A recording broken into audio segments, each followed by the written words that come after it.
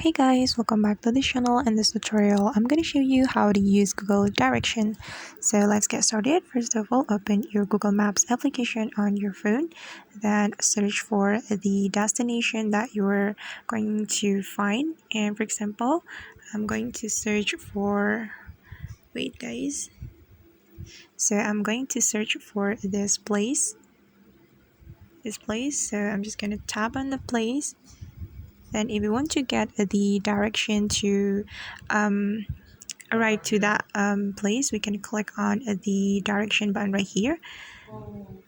So just tap on it and you can choose either you want to start the direction or you want to see the step. If you want to see the step to arrive there, you can click on step, and this is the step to arrive to that place, to arrive to the destination that we have chosen.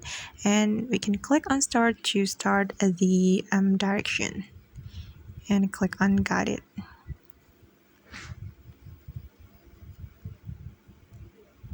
So wait guys, it's still loading.